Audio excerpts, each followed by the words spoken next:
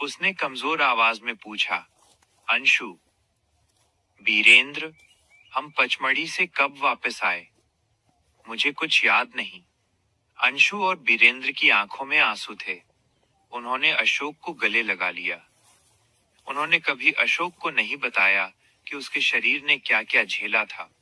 1 साल बाद तीनों दोस्त संजू की बरसी पर मिले। उन्होंने कसम खाई कि वे अब कभी पहाड़ों के उन अंधेरे रास्तों पर नहीं जाएंगे। लेकिन तभी बीरेंद्र के कैमरे में एक तस्वीर दिखी। संजू की कब्र के पीछे एक धुंधला सा साया खड़ा था, जो ठीक वैसे ही हाथ हिला रहा था जैसे पचमढ़ी की गुफा के बाहर उस आकृति ने किया था। क्या वो साया सच में खत्म हो गया था, या वो बस उनके अगले सफर का इंतजार कर रहा था? कहानी में अब एक नया और तार्किक, लॉजिकल मोड़ आता है। जब सबको लगा कि शैतान हार चुका है, तभी दीपक की एंट्री होती है, जो पेशे से एक पैरानॉर्मल इन्वेस्टिगेटर, पैरानॉर्मल एक्सपर्ट और अशोक का बड़ा भाई है। पचमढ़ी का रहस्य, आखिरी दांव, मायना, दीपक की चेतावनी। अशोक के ठीक होने के कुछ ही दिनों बाद उसका बड़ा भाई दीपक विदेश से वापस लौटा। दीपक को भूतों और सायों पर विश्वास नहीं था। वो हर चीज को विज्ञान की नजर से देखता था।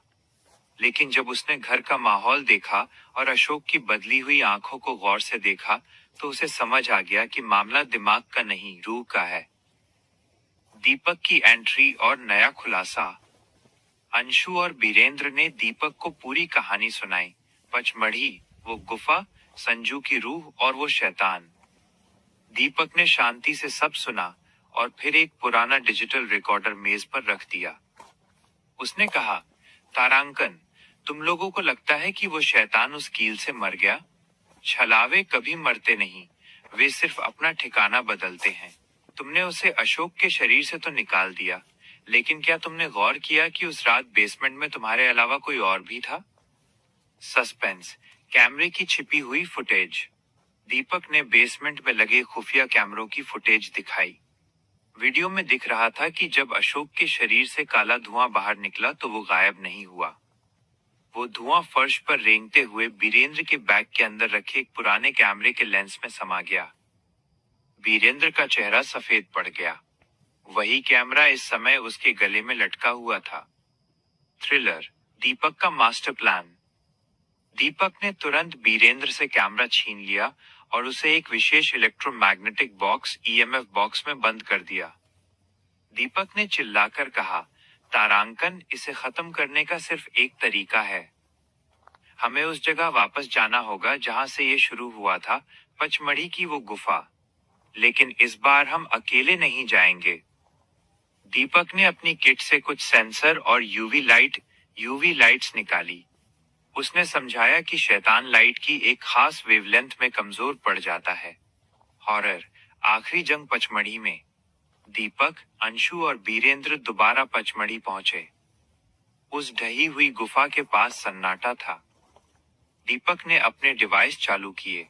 अचानक डिवाइस से तेज आवाज आने लगी, तुम फिर आ गए। तभी दीपक ने देखा कि बीरेंद्र और अंशु के पीछे एक नहीं, बल्कि 2 साए बन रहे थे। शैतान ने अब बीरेंद्र की आवाज में बोलना शुरू किया, दीपक, तुम इसे नहीं रोक सकते। लेकिन दीपक तैयार था। उसने एक साउंड फ्रिक्वेंसी प्ले की जो रूहानी ऊर्जा को अस्थिर कर देती है। साया तड़पने लगा। दीपक ने चिल्लाकर कहा, तारांकन, अंशु, वो कैमरा पत्थर पर पटको और उस पर पवित्र राख डालो। क्लाइमैक्स, अंत या नई शुरुआत। जैसे ही अंशु ने कैमरा तोड़ा, एक भयानक धमाका हुआ और वो काला साया दीपक के सेंसर जाल में फंस गया। दीपक ने एक विशेष कांच की बोतल निकाली जिसमें कुछ प्राचीन मंत्र खुदे थे और उस साये को उसमें कैद कर लिया। जंगल शांत हो गया। दीपक ने हांफते हुए कहा, तारांकन, ये अब कैद है। लेकिन याद रखना, पचमढ़ी की ये पहाड़ियां ऐसी हजारों रूहों का घर हैं। ट्विस्ट, जब वे वापस घर पहुंचे, दीपक ने वो बोतल अपनी अलमारी में रख दी। रात को जब सब सो गए, दीपक चुपके से अलमारी के पास गया। उसने बोतल उठाई और अंधेरे में उसकी आंखें लाल चमकने लगीं। उसने बोतल से फुसफुसाते हुए कहा, तारांकन काम हो गया। अब शहर हमारा है। क्या इसका मतलब ये है कि दीपक ने उन सबको बचाया नहीं, बल्कि वो खुद उस शैतान का असली मास्टरमाइंड था? कहानी अब अपने सबसे बड़े धोखे की ओर बढ़ती है। अंशु और बीरेंद्र जिसे अपना रक्षक समझ रहे थे, वही उनके सबसे बड़े दुस्वप्न का सूत्रधार निकला। पचमढ़ी का रहस्य, विश्वासघात माइनस दीपक का असली चेहरा। दीपक के शहर वापस आने के बाद सब कुछ सामान्य लगने लगा था। अशोक पूरी तरह स्वस्थ था और साये का खौफ खत्म होता दिख रहा था। लेकिन अंशु को एक बात खटक रही थी। दीपक उस कैद की गई बोतल को एक पल के लिए भी अपनी नजरों से ओझल नहीं होने देता था। एक अंशु का शक। एक रात जब दीपक घर से बाहर था, अंशु और बीरेंद्र उसके कमरे में छिपे सच को ढूंढने पहुंचे। दीपक की मेज पर पचमढ़ी का वही पुराना नक्शा रखा था जिसे संजू ने भेजा था। लेकिन नक्शे के पीछे कुछ और भी था। दीपक की एक पुरानी डायरी। डायरी के पन्नों ने उनके होश उड़ा दिए। उसमें लिखा था, पचमढ़ी का साया कोई अभिशाप नहीं, एक शक्ति है। इसे काबू करने के लिए 3 मासूम रूहों का डर और एक रक्षक का विश्वास चाहिए। अशोक, अंशु और बीरेंद्र। मेरा अनुष्ठान अब पूरा होने वाला है। बीरेंद्र कांपते हुए बोला, इसका मतलब दीपक ने हमें बचाया नहीं, बल्कि हमें बलि का बकरा बनाया है। 2 रूहानी लैब, द हॉरर लैब। तभी कमरे का दरवाजा अपने आप बंद हो गया। अलमारी के पीछे से एक गुप्त रास्ता खुला, जहां दीपक ने एक रूहानी लैब बना रखी थी। वहां कई बोतलें थीं, जिनमें काली धुंध कैद थी। वहां बीचों बीच वो बोतल रखी थी जिसमें पचमढ़ी वाला शैतान था। लेकिन अब वो बोतल पारदर्शी नहीं, बल्कि सुनहरी चमक रही थी। दीपक ने पचमढ़ी की रूहों को शुद्ध करके अपनी ताकत बना लिया था। 3 सस्पेंस, दीपक की वापसी। इतनी जल्दी क्या थी सच जानने की? पीछे से एक ठंडी आवाज आई। वो दीपक था। उसके हाथ में एक प्राचीन खंजर था और उसकी आंखों में अब कोई इंसानियत नहीं बची थी। अंशु ने चिल्लाकर कहा, तुमने अपने ही भाई अशोक को दांव पर लगा दिया। दीपक ठहाका मारकर हंसा। अशोक तो सिर्फ एक जरिया था। पचमढ़ी की पहाड़ियों में जो छलावा था, वो मेरे पूर्वजों का गुलाम था। मुझे बस उसे शहर लाने के लिए तुम जैसों की जरूरत थी। 4 थ्रिलर, आखिरी मुकाबला। दीपक ने मंत्र पढ़ना शुरू किया। बोतल के अंदर से निकली रूहें अंशु और बीरेंद्र को जकड़ने लगीं। तभी बीरेंद्र ने अपने पास रखा हुआ वो कैमरा निकाला जिसे दीपक ने तोड़ने को कहा था। बीरेंद्र को याद आया कि दीपक ने कैमरा तोड़ने के लिए क्यों कहा था, क्योंकि असली साया कैमरे में नहीं, बल्कि दीपक के उस डिजिटल रिकॉर्डर में था जिसे वो हमेशा साथ रखता था। अंशु ने झपट्टा मारकर दीपक के कोट की जेब से वो रिकॉर्डर निकाला और उसे जमीन पर दे मारा। 5 क्लाइमैक्स, पाताल का द्वार। जैसे ही रिकॉर्डर टूटा, एक जोरदार विस्फोट हुआ। वो सारी शक्तियां जो दीपक ने इकट्ठा की थीं, बेकाबू हो गईं। दीपक की चीख गूंज उठी, क्योंकि वो साया अब अपने ही मालिक दीपक को खींचकर बोतल के अंदर ले जाने लगा। नहीं, यह मेरी शक्ति है। मैं तुम्हारा मालिक हूं। दीपक चिल्लाया, पर साये ने उसे नहीं छोड़ा। देखते ही देखते दीपक धुएं में तब्दील हो गया और उस बोतल में हमेशा के लिए कैद हो गया। उपसंहार, क्या सब खत्म हो गया? अंशु, बीरेंद्र और अशोक अब सुरक्षित थे। उन्होंने उस बोतल को समंदर की गहराइयों में फेंक दिया। लेकिन कहानी यहाँ खत्म नहीं हुई। महीनों बाद अंशु के घर की घंटी बजी। बाहर एक कुरियर था। उसमें एक नया कैमरा और एक पत्र था। पत्र पर लिखा था, पचमढ़ी की यादें कभी नहीं मरती। अगली ट्रिप पर फिर मिलेंगे। हस्ताक्षर सिग्नेचर की जगह एक काला धब्बा था, जिसकी शक्ल दीपक से मिल रही थी। कहानी का पूर्ण विराम। ये अशोक, बीरेंद्र, अंशु, संजू और दीपक के किरदारों के साथ एक मुकम्मल रहस्यमयी सफर था। कहानी अब एक ऐसे मोड़ पर पहुंचती है जहां इंसानी ताकत और शैतानी चालें दोनों हारने लगती हैं, और तब होती है महाबली हनुमान की दिव्य प्रविष्टि। पचमढ़ी का रहस्य, दिव्य हस्तक्षेप माइनस संकट मोचन का साया। अंशु के घर पर कुरियर आने के बाद खौफ फिर से लौट आया था। दीपक, जो अब शैतान का रूप ले चुका था, ने शहर के बीचों बीच एक पुरानी इमारत को अपना ठिकाना बनाया और रात के अंधेरे में लोगों को गायब करना शुरू कर दिया। अशोक, अंशु और बीरेंद्र को समझ आ गया था कि वे किसी बहुत बड़ी मुसीबत में हैं। एक आखिरी उम्मीद, जटाशंकर की शरण। अशोक ने कहा, जब विज्ञान और तंत्र दोनों हार जाएं, तो सिर्फ वो बचा सकता है जो अजर अमर है। वे तीनों पचमढ़ी के प्रसिद्ध जटाशंकर मंदिर के एक सिद्ध पुजारी के पास पहुंचे। पुजारी ने ध्यान लगाया और कांपते हुए कहा, वो दीपक नहीं है, वो ब्रह्म राक्षस बन चुका है जिसने पचमढ़ी की पाताल रूहों को सिद्ध कर लिया है। उसे केवल वही रोक सकता है जिसके नाम से भूत पिशाच निकट नहीं आते। 2 अनुष्ठान और परीक्षा।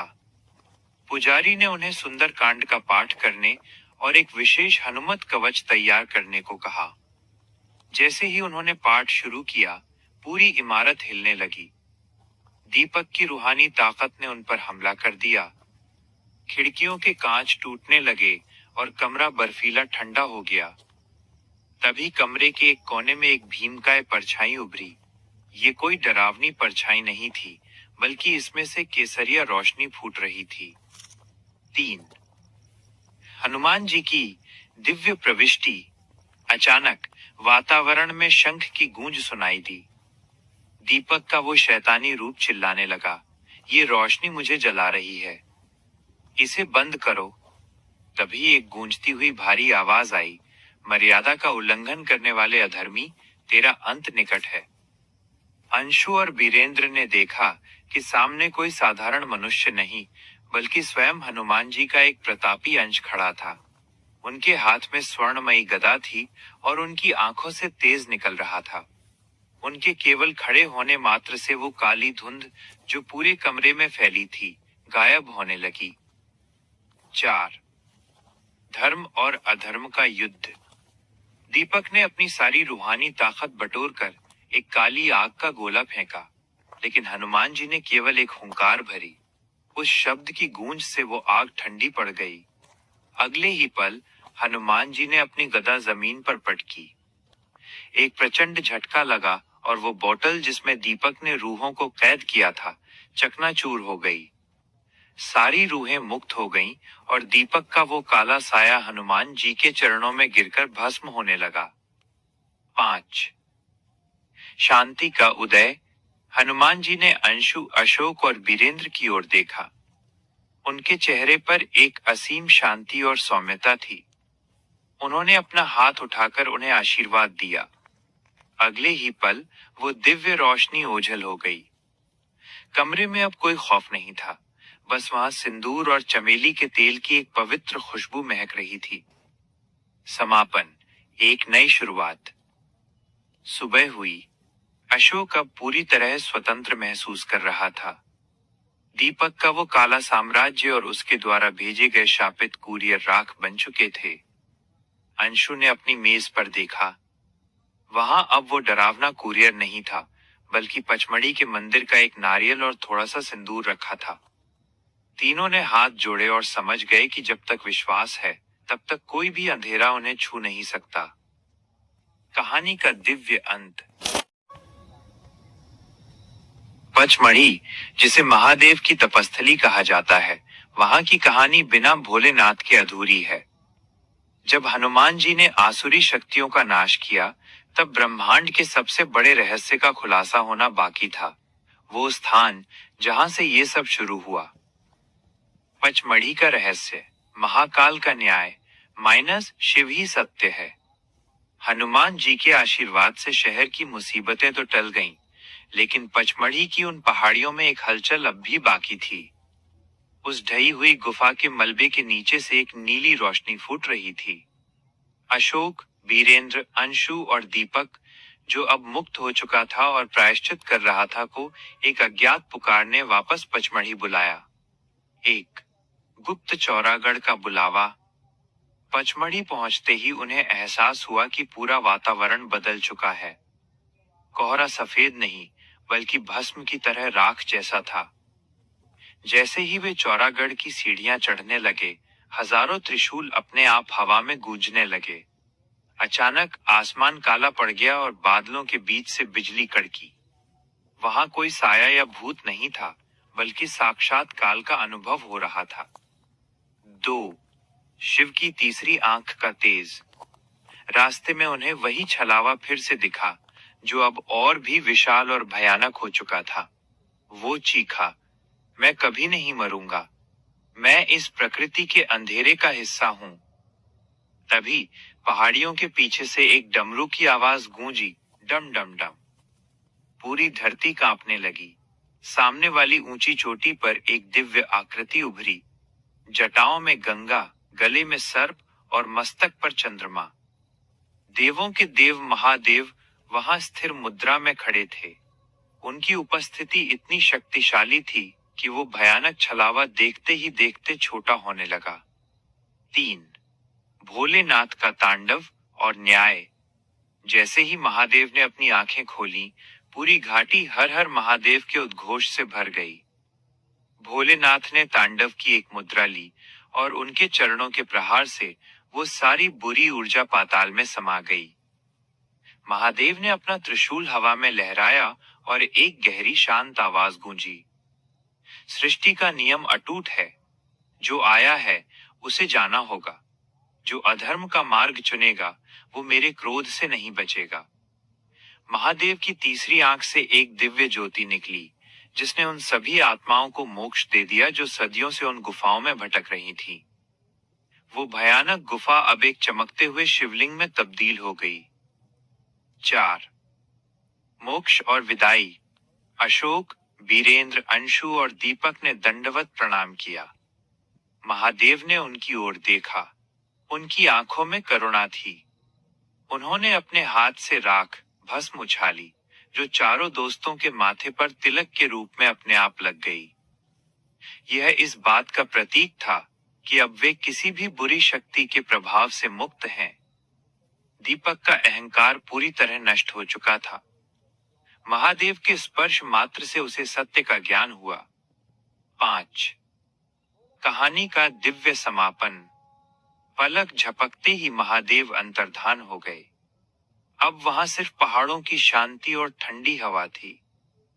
अंशु ने जमीन से एक कंकड़ उठाया तो देखा कि वो कंकड़ एक छोटे से शिवलिंग का रूप ले चुका था।